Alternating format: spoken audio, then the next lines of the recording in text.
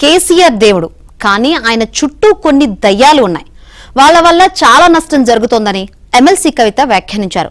కుట్రలు చేస్తున్న ఆ దయ్యాలే తన తండ్రికి తాను రాసిన లేఖను లీక్ చేశాయని, పార్టీలో తనపై అంతర్గతంగా కుట్రలు జరుగుతున్నాయని ఆమె ఆరోపించారు.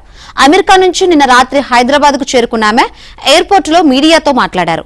తాను తన కుమారుడి గ్రాడ్యుయేషన్ వేడుకకు హాజరై తిరిగి వచ్చేసరికి లేఖ లీక్ అయిందంటూ హంగామా జరుగుతుందని, ఆ లేఖ 2 వారాల క్రితం కేసీఆర్ కు తాను రాసిందేనని స్పష్టత ఇచ్చారు.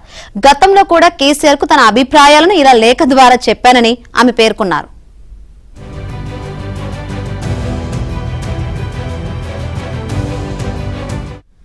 వరంగల్ సభ తర్వాత లేఖ ద్వారా తన అభిప్రాయాలను పార్టీ అధినేతకు వెల్లడించానని, కేసీఆర్ కు లేఖ రాయడంలో తనకు ఎలాంటి వ్యక్తిగత ఎజెండా లేదని ఆమె స్పష్టం చేశారు.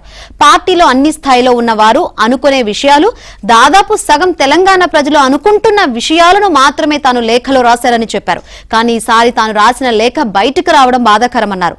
తనకు వ్యక్తిగతంగా ఎవరిపైన ద్వేషం గాని ప్రేమ గాని లేవని ఆమె పేర్కొన్నారు. అయితే తన తండ్రికి తాను అంతర్గతంగా రాసిన లేఖ బహిర్గతమైందంటే దాని వెనక ఎవరున్నారనే విషయాన్ని పార్టీ నాయకులు, తెలంగాణ ప్రజలు అందరూ ఆలోచించాలని, దీనిపై చర్చ జరగాల్సిన అవసరం ఉందని కవిత అభిప్రాయపడ్డారు. ఈ క్రమంలో ఆమె పార్టీ వ్యవహారాలపై సంచలన వ్యాఖ్యలు చేశారు. పార్టీలో తనపై అంతర్గత కుట్రలు, కుతంత్రాలు జరుగుతున్నాయన్న విషయాన్ని తాను ఇటీవలే బహిరంగంగానే చెప్పానని గుర్తు చేశారు. ఇవే విషయాలను ఆమె జాతీయ మీడియా కోసం ఆంగ్లంలో కూడా చెప్పారు.